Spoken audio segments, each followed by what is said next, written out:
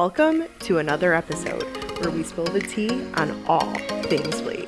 From wild vendor stories to incredible finds, we're bringing you the voices, treasures, and secrets of the flea market world. So grab a seat and let's dive in. This is you, me, and the Flea. Hey Flea fam, welcome to another episode of You, Me, and the Flea. Happy Thursday. Today's a big one for me for a couple of reasons. Number one, I'm solo dolo today. Meaning I will be just chatting with you. So it's genuinely you, me, and the Flea today. So super excited. I've honestly been wanting to kind of do a solo episode for a long time, especially since, some of my favorite podcast hosts always kind of do them once in a while where we kind of just catch up, talk current events, things like that. And so I've always wanted to do one. But with that being said, it's super vulnerable too, just being here by yourself. So strap up and let's have some fun today. Thanks for joining as always. And then number two, why I'm so excited is because, oh my gosh, You, Me, and the Flea turns 2 years old in a couple days. So I think May 3rd of 2023. Hold on, I have some notes here. Yeah.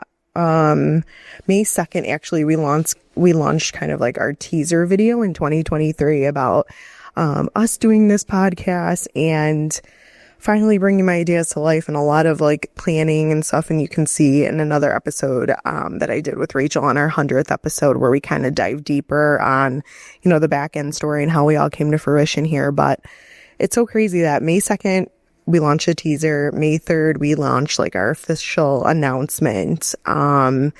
And then we went live the next day, and we've been here every single Thursday since, which is crazy. But I love it. I love it so much. I feel like there's been so much growth in terms of the podcast, but also, my relationship with people in this industry, whether it's a vendor, on the ground at any of our locations, or me in general, or me in the industry as a whole with all of my peers around the world. So thank you so much for being here every week. I'm so excited to celebrate with you. And again, it's solo, so bear with me. But no, I'm really excited. I thought for this episode, it would be pretty fun to do maybe some like hot takes or like some rants and things that kind of like, I don't want to say trigger people because it doesn't trigger people, but conversation starters, if you will. So take what you will from this. These are kind of my thoughts and opinions on some of these statements, but I did a mixed bag of some popular little things that are kind of trending, some shopping related hot takes here, and then of course some like flea market takes. So feel free to chive in, like if you agree with me, awesome. If not, I would love to hear your thoughts, but I'm really excited. So let's get into it. So the first take, I'm pretty actually passionate about, but it says, why should everyone, like the thought that everyone should work in retail at least once in their life? So I think I've mentioned before, I grew up in a Greek restaurant. My dad owned one. So all my life, that's all I knew. Literally from a little kid to an adult. And then afterwards I worked in nothing but restaurants all through college, paid my way through a lot of things. And so I'm very passionate about this one, especially if you haven't worked in it. Just understanding and giving grace to people in the service industry. You have no idea. Just picture this for a second, right? You have like essentially like on a normal day, in a normal shift, like a normal Friday evening shift, let's say, at a normal, like I worked at Applebee's. So like a corporate shift like that, you'd probably have like anywhere from 4 to 6 tables. And sometimes they would be 4 people, 6 people, sometimes more. Sometimes they would combine it. So you would have a big party, right? And it's like, think of all the things that you have to remember, right? Like this person needs a water, that person needs like their drinks, then this person asks you for a ranch, and like, it takes a lot of like skill to kind of remember all of these things, whether you're writing it down or going off of your memory. And just, it still like blows my mind how people are not kind to these people. And look, I get it. Like in every industry, there's always like bad apples, right? And so you might get a really bad server who genuinely doesn't care or doesn't do a good job. But for the most part, a lot of people are putting themselves out there and really trying so hard and probably so exhausted. Those hours are so long. Kitchens are really intense. If you know, the back of the house too is always something for itself too. So I don't know. I genuinely think that you learn about yourself a lot in the retail space, and restaurant industry. And then again, like in retail, like now in my position, just seeing customer interactions and being kind of the face of a lot of, representing a lot of situations, right? Where people might be upset about a purchase that they made, or even just vendors being upset about something, like a new rule implementation and things like that. Oh man.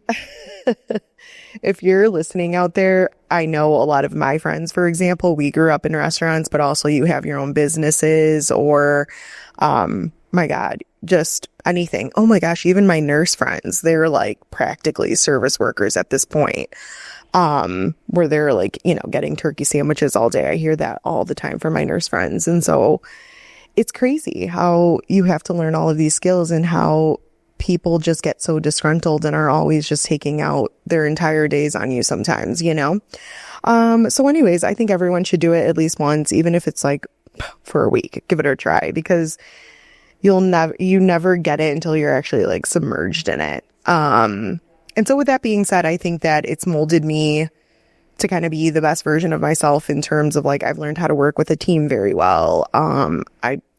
I think there's nothing at this point in my career, there's like nothing that I haven't heard, or if there is something crazy that a customer has a complaint about, I'm not like so caught off guard by them, right? Like I'm always like, I have always assumed like I've seen the worst, but sometimes you like, as anyone knows in this industry, like it never ends. Just when you think you've seen it all, you really haven't. So I don't know. So I think that just having all of those skills and being able to like learn things on the spot, or like having a response, for someone pretty quickly is super helpful in what we do now. And I think that goes for any fields, especially anyone that's in like any leadership roles or wants anything like that. I think being part of the front lines in something small like that is really helpful. And so I encourage that. Like God willing, if I ever have children, I definitely want them to go into this space. Just, you learn so much about everything, truly. Okay. So let's see, another one here. Things I will never buy full price again. This is interesting. So hot take here. I think just after being part of the flea market for so long, drugstore makeup is the first thing that comes to my mind. And that's because so many of our vendors who I classify as my friends at this point, have so many good contracts with, CVS, Target, Amazon, whatever. So they get, any like leftover pallets or like a big box that has like, that they can't like give to the consumer directly, they will take on as pallets. And so there's like really good product in there that has no damage at all to it. And this is just an example, right? And so they're selling, an example for me was like, I bought a elf lip gloss and that was $9.99 in my Amazon cart. And the next morning, literally, I went to the flea market and she was selling them for $4. Brand new, still had it. I mean, I always look at that stuff, right? Like making sure everything is to the quality that I want. And it always is. And so, I don't know. I think that's one thing that I will kind of always shop the Flea first. And then obviously like secondhand stuff, to be honest. I'm always obviously being in this industry kind of looking at, Goodwill, thrift stores, seeing like what's trending in certain places, right? So I haven't shopped at a Goodwill in a long time, but I will say that, some of the secondhand finds that you find at the flea market are way better. I don't know. I think it's maybe because like some people have like they buy their items right from like a storage unit. So these things have been like, either hanging up or in a box and like been stored really well. And so there's like really good quality stuff at the Flea that people are trying to get rid of for the cheap, sometimes like $1, sometimes free at the end of the day. It's insane. And so I think I would probably lean towards the Flea if I was to do secondhand clothes, but makeup for sure. Okay, then another hot take here is the mall is dead. Okay, guys, this one actually like makes me kind of sad. Because, you know, when reading this, like a lot of people are calling like the mall like a soulless experience, right? And I immediately think of how, you know, I just feel like when I was younger, the mall was like the place to be. Like we really didn't have anywhere else that our parents would like willingly drop us off and like let us spend multiple hours at. Or I even know like my mom would, if we went to the mall together, she would always just be like, okay, you guys, you know, go to your stores and meet back here in a half hour or hour or whatever. Or like even if we were at the same store and she would say like, come back right here and, you know, meet me in 20 minutes or whatever.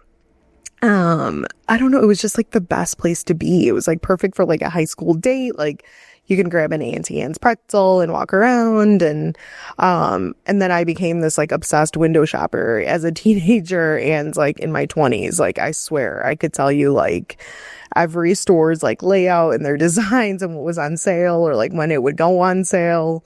I don't know. I just like, it's so nostalgic for me just thinking about going to a mall, especially like some of the old school stores. Like, I don't know if any of the girlies remember, but like Wet Seal, Charlotte Rouge, like Charming Charlie's, oh my gosh, or like Victoria's Secret, Hollister, like Abercrombie. Those were always such a vibe.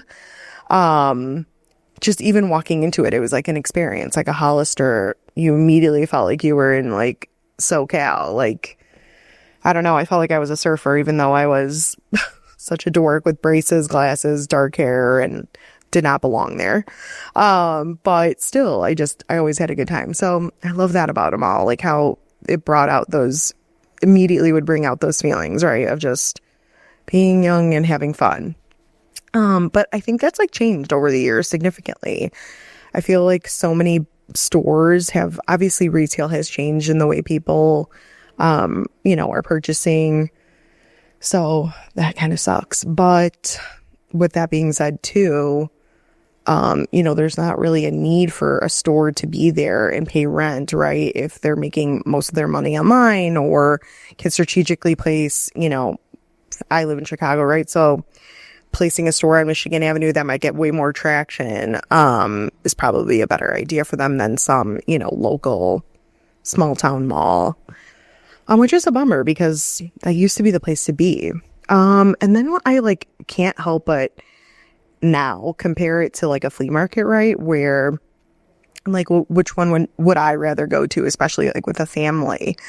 And I don't know, there's just a different experience with like being outside and having like good music playing in the background or seeing a bunch of like homemade things mixed in, right? Like, you know, people's passions and hobbies. Like, and I mean, what I mean with that is like, you get to see some like candles that somebody made or, oh my gosh, I've seen so many things like homemade, I don't know, custom keychains, whatever the case is, where you might not have gotten that at a mall. Again, I haven't been in for a long time. I haven't been to a mall in a really long time. So that I could be wrong. Maybe there are some homemade artists in there, but from what I remember, there were not. And I just remember too, like, with that being said, like, does anyone remember when like malls would have like insane kiosks and like, in addition to the mall space, and these people would like almost like borderline harass you and I just literally remember this one right in front of Wet Seal. My girlies from Indiana could probably remember it too, but like they were selling like hair tools, so like curling irons and like straighteners, and I swear these people had like extension cords, like, and they would have like these hot straighteners and just be like, oh, let me straighten your hair really quick. And I'm like, literally, as you're walking by, would like grab your hair and try to like straighten it. And I'd be like, oh, like, I mean, don't get me wrong. Like I was tempted to so many times, but never did. And it was so funny. And then like a little bit like further down from them would be like this like tooth whitening place, and they would have like these white strips. Like it was like when that was like whitening your teeth was so popular. So that was a whole thing. Oh, the good old days. And then you would have like the hot guys working at like Verizon or AT&T or T-Mobile, and they would all be in their booths, and like we would always, like, me and my girlies would like get a coffee and like sit down and kind of just watch them, because they would also like sales harass you too if you were there. Just be like, oh, why don't you upgrade, and blah blah blah. And that was a whole thing. So we would just watch from a distance, to be honest. But God, what a vibe. Is it still like that? Like, I don't know. I feel like the last time I went, I don't recall a ton of kiosks there. Correct me if I'm wrong. And hopefully T-Mobile has moved to like a storefront in there and not just kiosks. But anyways, I digress. I think I'm really sorry about them all. But happy to have all those people at the Flea. It makes more sense. It's a lot cheaper to sell there anyways. But I don't know. Also, don't you feel like malls are a little stuffy? I feel like nowadays I only go to like and I say that I haven't been to a mall, but like I'll go to the department store that's attached and then kind of leave. Or like, oh my gosh, mall restaurants, that used to be a whole thing. Don't get me started on the food courts, but like there's like a Cooper's Hawk, which is like a wine-based restaurant, attached to our local mall in Indiana. And I feel like I've been there a ton of times, but never actually went into the mall. So anyways, if you like malls, let me know. But for the most part, I don't really care for them anymore. Okay. Oh, here's another one that's flea market related, but it says, if you're not digging, you're doing it wrong. I agree with this hot take. I feel like there's this thing, there's something so thrilling about like going through a pile, whether it's like clothes or like a box of like random knickknacks.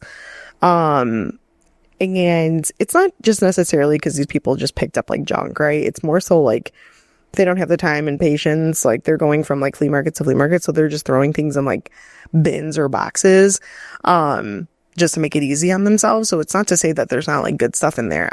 We've literally found so many gems in some of these, plastic bins or piles of clothes. Oh my gosh. I mean, I could sit here and name them, which we have in previous episodes, but I really do think if you're not open-minded about if you're going to a flea market with the intention of not getting dirty, I don't know. You're not going to get the things you need. That's just my opinion. But I think the best finds do require a little dirty work. All right, another one is your grandma's china is cooler than you think. Okay, I love this one too. It's very interesting that like when you're young, you always kind of make fun of, your grandma or your parents, like platters or their servingware, or, again, they're just like their plates and like their little cup sets and stuff. And, you get into these weird like teenage years where you think everything's like ugly and everything's stupid if it's not like modern and cool. And then you get to this place where, you be like in your 20s and 30s where you start maybe like appreciating it a little bit more. And I definitely had that evolution. And it's interesting now. Like I don't think that, like, I'm thinking about my grandparents or even like my aunts and uncles, because they're about that age, right? Of like what my grandma's age would be. And I think back to some of their stuff and how I always thought like, ew, that's so ugly. But now I feel like it would be so cool to have in like a space, even like a modern space, right? Like some of these, there were so many, there's like one European set, if you're listening to this in your Euros. So like all my Serbian, Macedonian, Greek friends, like, remember this like cookware set that all of our parents and like grandparents had that has this like, I literally can picture it so perfectly. It's like this like orange and brown, like floral kind of design. And there's like P-Rex, like almost like a little Russian doll set where the set like all fits into each other. It's like different sizes of like bakeware and stuff. And I swear all the European ladies had it. If you know what I'm talking about, drop it in below. But yeah, like this set now, I mean, first of all, the quality of those things, because those things like back then were already like 10, 15 years old. And so now, like, still seeing them at my aunt's house, they're like 30, 40 years old. There's like no chips in them. They have not like tarnished at all. They have not like decolored at all. So it's like mind blowing. But I feel like that would look so cool in like a really modern space now, even with like incorporating maybe some newer items like, yeah, I don't know, like an amber glass or something like really cool to, you know, elevate it, I think would be awesome. And so with that being said too, like you can definitely find those at the market or, you know, any local, like Goodwill or stuff if someone is getting rid of them. But I do think that stuff is really cool. Oh my gosh. And don't get me started on if there's like a really cool, like silver set, you know what I mean? Like creamer dishes and sugar dishes, like all of that stuff is super fun, even if you're just like displaying it somewhere. So I don't know, there's definitely like some magic there. So, and then I'm like, I always think about like, what do guys like from like their grandpas or dads? You'll have to let me know. But, I think anything like that would just, I guess like maybe like a tie or like a handkerchief or anything like that would be so cool to have like, as a memory, but definitely bringing it back to life. A lot of that stuff is coming around anyway. So listen, if your grandma's getting rid of something or your aunt is getting rid of something, take it. Because you never know. Okay. Ooh, airports are the real Hunger Games. So this one's a little different. Okay. Has anyone traveled recently? Because what is going on with the snack prices? I literally cannot. It's like, I don't, it's literally doubled, which this was like before all this inflation and tariffs and things like that. But like, why? Like, I'm just like, why is this like bag of Twizzlers literally like $16? It's wild. Where's that going to is my question. Like, I don't know. Like, obviously these people are buying it for probably less than what we're buying it for normally. So let's say like a bag of Twizzlers is like, I don't know, $5. Let's give it $5. And you're selling it for 16. Like, what the heck? It's crazy. My boss always gets like jerky. And so I'm just like, that's always super pricey. That's pricey in general, but even having it, at the price that it is at the airport is just like mind blowing. Same thing with like water and soda and stuff like that. I'm just like, okay, whatever. And then one thing I have to like vent about like is TSAs at the airports. I don't understand, guys. And if you do, please help me understand. Okay, so we live in the US, obviously. And how is it that like at different airports, there's different expectations? And we're supposed to know that, right? Like in Orlando, I remember they were like, oh, your laptop needs to have a separate bin. And then when I was in Colorado, I put it in a separate bin, my laptop. And they're like, oh, you don't need to do that. You can just leave it in your bag. I'm like, oh, okay. Why? Like, why is it different? I don't get it. And then they're screaming at you. That's a whole other thing. Like I'm supposed to know, you know? And I have TSA pre-check, so that's a little helpful these days. But what's going on? Can someone help? Is someone listening have the in that you can tell us all like the rules and regulations? But anyways, those are my initial thoughts. And the other thing too is, I don't know, ever since COVID, I feel like they're playing us at the airport. Just being like, oh, there's a 10-minute delay. Oh, now there's a 25-minute delay. Oh, we need to find the itinerary. So that's another, I'm like, the itinerary? Really? Like, okay, oh yeah, sorry. Like now the taxi's full, so we need to wait another hour. And then you're like, I don't know. There's just so many excuses I don't understand. So again, if anyone knows, let me know. I think we have time for a few more here. Another one. Fast fashion is out. Slow style is in. Ooh. Love this one because we did an episode on like sustainability not too long ago too. Where we kind of chatted about fast fashion. Look, I love fast fashion. I always have. Always because like it's been on the cheaper side too. And like my favorite stores obviously growing up were like like I mentioned, like Wet Seal, Charlotte Rouge, Forever 21, RIP Forever 21, by the way. And so I loved fast fashion, especially because everything was like under $20. So I can get an entire wardrobe for like $150. It was the best. But when you like actually are an adult and you think, and you see some of these like documentaries that have been put out and all this stuff, it's like really sad. And plus, like, I don't know, I always remember my sister, she's 10 years older. And so I remember her always saying like, you're going to get to a point one day where quality is going to matter over quantity. And I was like, haha, yeah, no, like I'm always going to wear these like see-through shirts and whatever, or I'm just fine getting these button-ups that are, you know, cheap and then last for 3 months in the wash and then that's it. Yeah, but she was definitely right.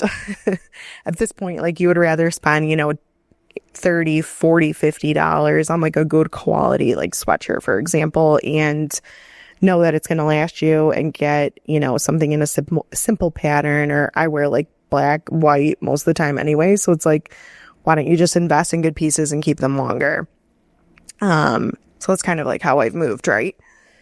And yeah, I don't know. I mean, what is the fashion right now? Like, can anyone help me out? I've done so much like extensive research on this that I'm trying to figure out like what is even trending at this point. So I don't know. I feel like it's always like basics, or, you know, we're like resurfacing some of these old like trends with like jeans and things like that. So I'm thinking to myself like, wow, if you like 10 years ago had like a really nice pair of flare jeans, like those are so cool now. So anyway, or like cargo pants. Like if you had a really good pair of cargo pants in 2010, like you're in luck right now in 2025. That's crazy. So yeah, so if you invested then, you're in good shape, but me, no, I am not. But no, I like it. The only thing though I will say with like fast fashion that I really enjoyed in terms of like, even like the trends of like accessories, because I'm a big accessories person.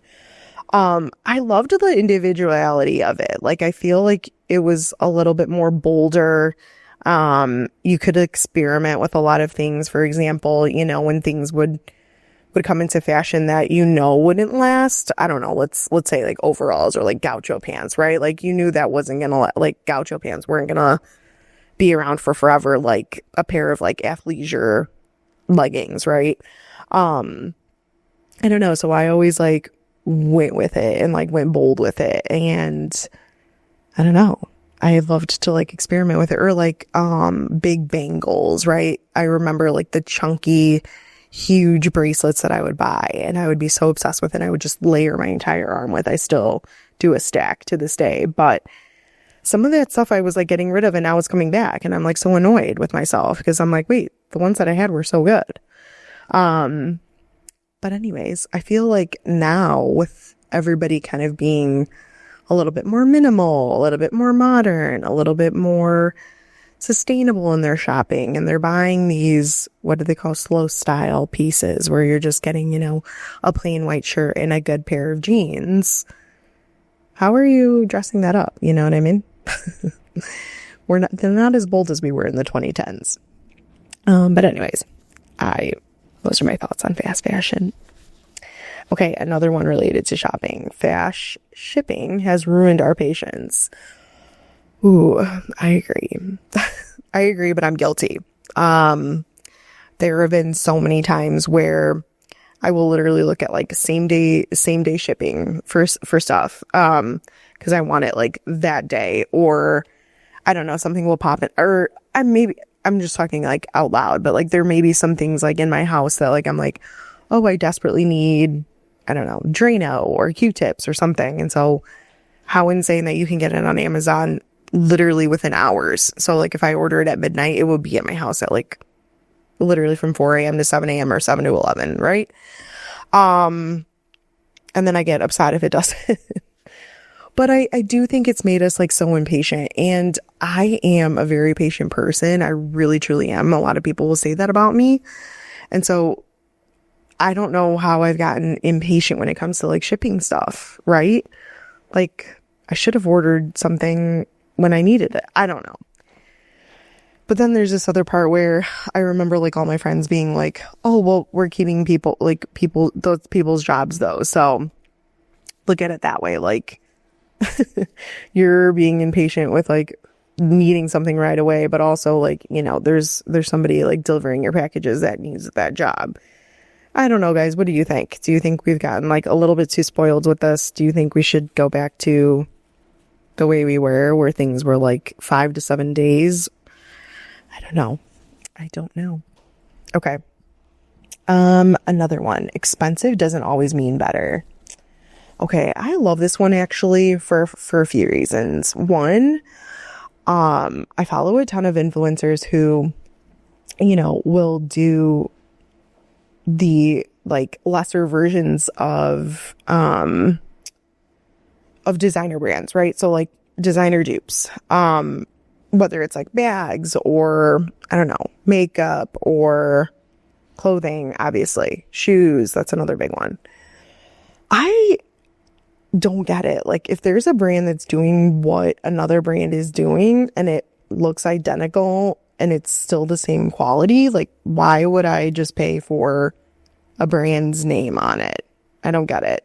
Same thing with like, I remember like shopping at like Aldi growing up, and my mom was like, when I first like understood that like Aldi was a cheaper quote, place to shop, and people would make fun of you because it wasn't like, for example, Wheat Thins. That's one example that sticks in my head, where my mom like bought a box of Wheat Thins and I was like taking it somewhere. So I don't know if it was like a friend's house or if I was taking it on the bus, like when I would travel and stuff. And I was like, well, I don't want to take that box. It said like the Fit and Active, I think was the brand. And it was their brand of Wheat Thins. And my mom's like, it's the same thing. And I'm like, no, it's not. It's not the same thing. It doesn't taste the same. And she's like, you haven't even tried these. And I'm like, it just can't be the same thing. And in fact, it was. I think that I liked those even better than I liked the Wheat Thins. And it just had a different name on it, which is so insane to me. And it was like half the price. So anyways, that's the Wheat Thins example, but that's the same thing when it comes to like some of these designer bags that don't even have their logo on them. I'm just like, why are we spending $1,000 on that when literally you can get it at Amazon for like 25 or Target for 20 or the flea market, gosh, for like 5. So that's even crazier. Now I do get if it is like a lesser quality or if it is like cheaper made, then sure. But I think any like dupe item, go for it, especially if it's saving you money. And there's a lot of dupes at the Flea, like really good ones. I do think like sometimes though, like there are certain brands that carry their weight and like you just can't turn your back on. So I have a few of those. I can't think of any on the top of my head, but I don't know, maybe like Adidas or Nike. Like those are two that I feel like, oh, okay, well, I mean, I'm sure there's really good dupes, but they're all, like, I'm always pretty loyal to those brands, for example. So I don't know. What do you guys think? Okay. Another one is return policies make or break a store. Ooh, this is interesting. Yeah, I don't know. Like, I feel like in the past, I think it depends on what you buy, right? Like, if you're investing in something pretty big, I don't know, let's say like a tech piece of equipment, a computer, or, a camera system, or like a security system or a speaker system for how, I don't know, something like big. That's a big spend. I would definitely probably look at what the return policy was in case I didn't like the system, in case it didn't work properly, in case it didn't function right. I think you always have to kind of keep that in mind. I think when it comes to like other things like clothes or whatever, I don't know, it's not a deal breaker for me. Like if I'm going to Walmart, I mean, their policy is pretty standard, right? So I don't think that would be a deal breaker for me, but I think for some of these other things, it definitely can be. I will say, I feel like a lot of retailers that I've been shopping at recently, like their policies have changed. Like you used to have like maybe 90 days, then it went down to like 30 days. And now some of these are like, you have 14 days to decide. I'm like, shoot, like, I don't know. kind of like contradicts like even things that I was saying earlier. So if you buy something earlier because you are trying to shop ahead, and then it comes and the day of your event comes, I'm just thinking of like a dress or a suit or something, and then you don't like it, but then it's past the expiration of like your 14-day return, then what? Then you're stuck with something. So I don't know. I don't know. I definitely think people go to the places that have better policies for sure. Especially if something's like, if it like broke within like, a few uses. I don't know. I know like I used to work at Express for a brief period of time. And if anything was like faulty, like their zipper or a button fell off, or I don't know, there was a tear in something, like they were really good with, even if it was like very old, like years old, they would replace the item if they had it. So I thought that was pretty cool. I know Nordstrom has like an insane return policy that everyone like loves, and they're pretty good about that too. So anyways, yeah, I think those are my thoughts on that. What do you guys think about return policies? Okay, I'll do a couple more here. Amazon cart. Do we all have a loaded save for later section? Okay. If anyone would see mine, you would think I'm nuts, but I don't know, like I sometimes like shop through my save for laters.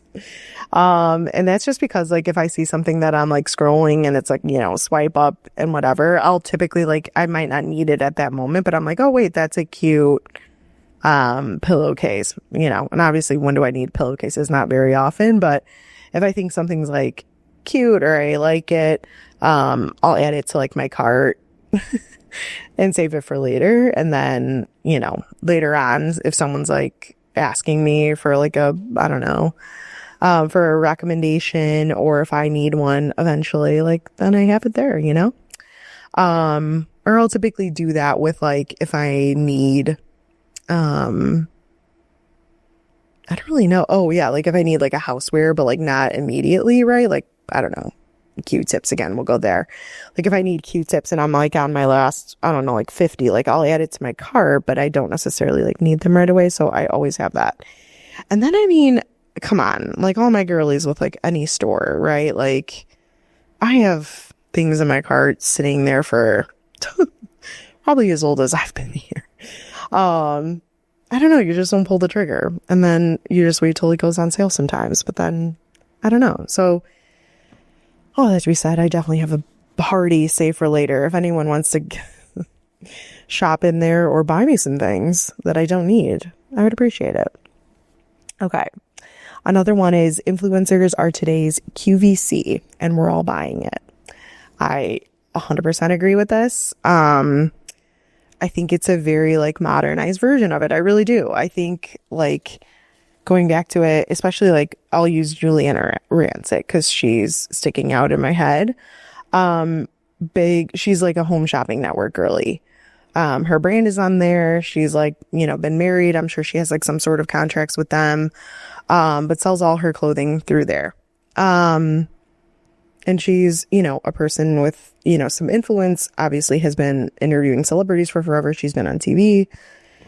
And I just think that that's, I don't know, like she's kind of the start of like, and she's just one of many, right? Like I can't even spew some of them off the top of my head, but 100% these influencers, that's what they're doing. Like, and from a marketing perspective, it's genius. Like, why would you, pay a salesperson's salary, for example, when you can pay, I don't know, 10 influencers that person's salary and divide it all up, and then they can directly target their audiences that are there, that they've created.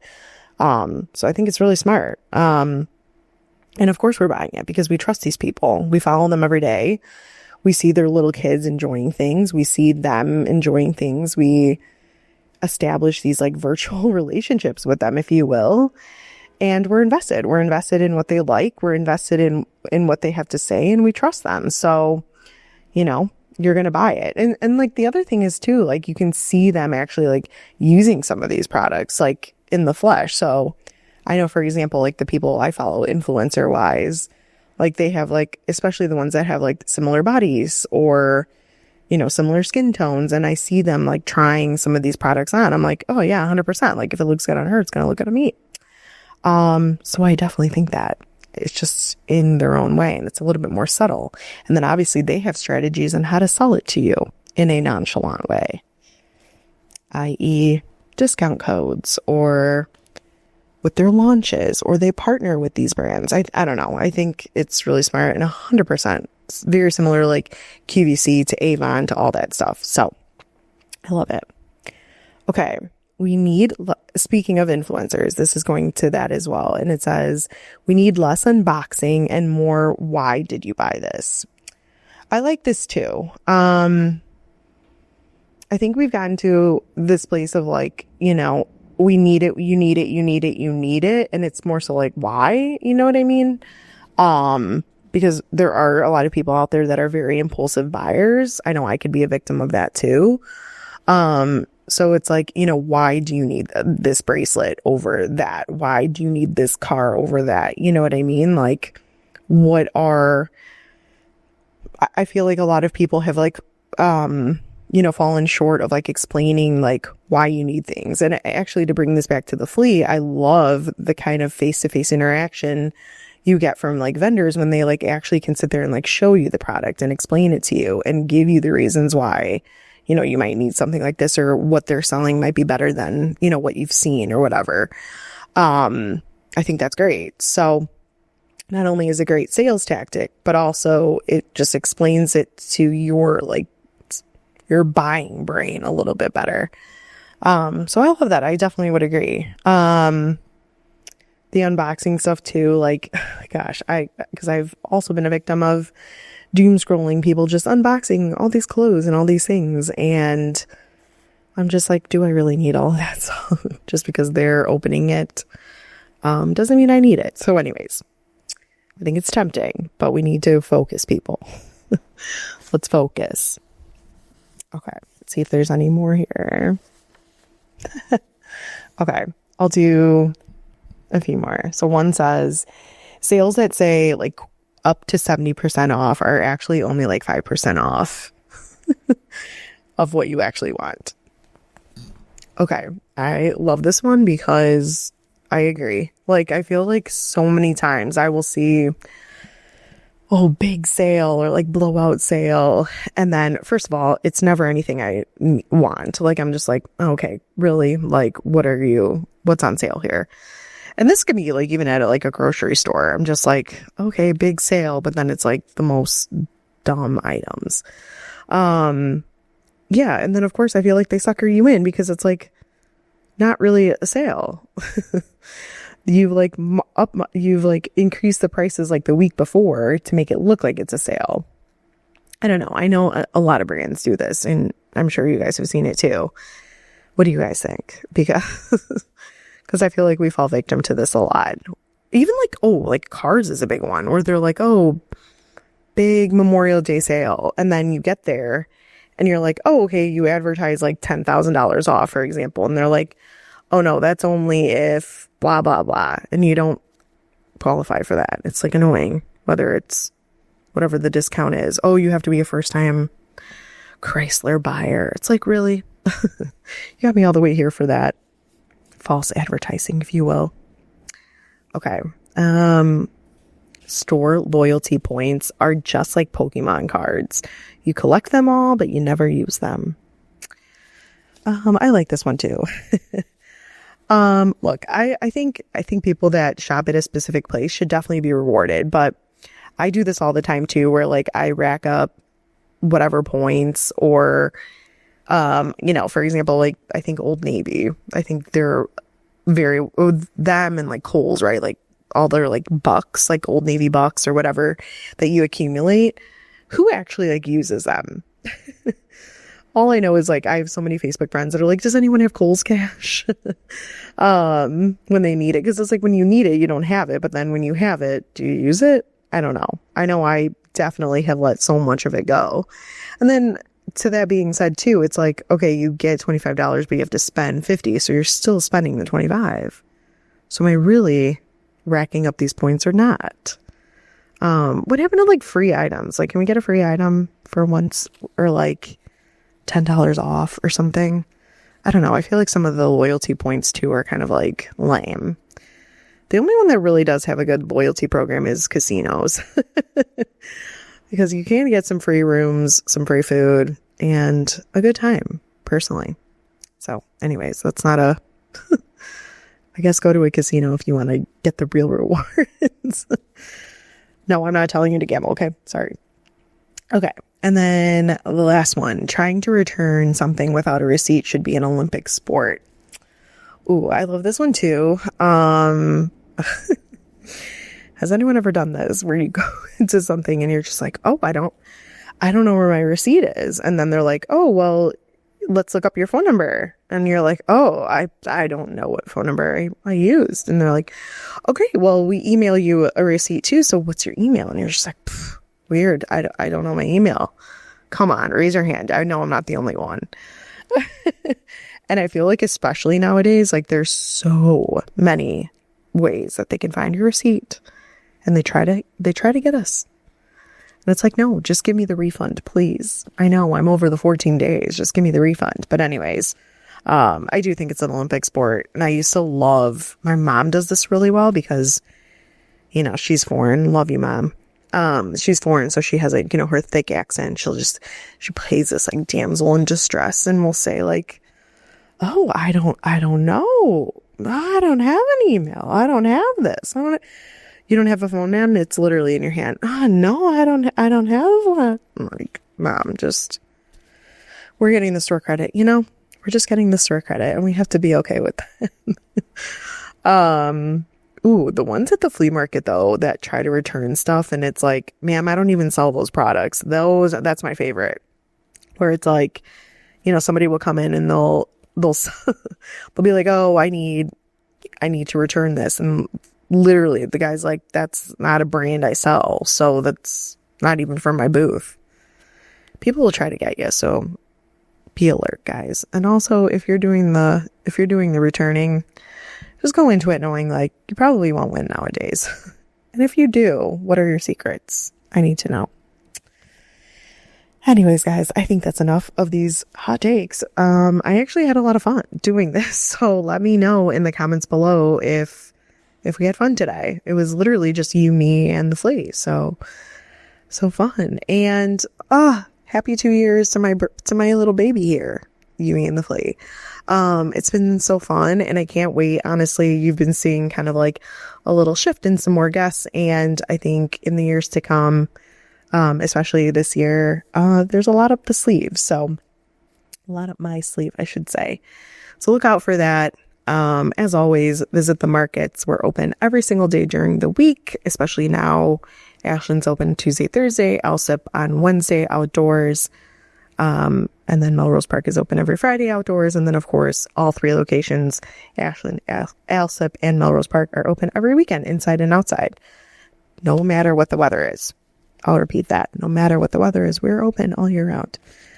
So come see us from 7 a.m. to 4 p.m. And yeah, we'll catch you here next Thursday. Like, comment, subscribe, share, all the things. I appreciate you. Thanks for being here. Cheers to 2 years. And I'll see you next week. Bye.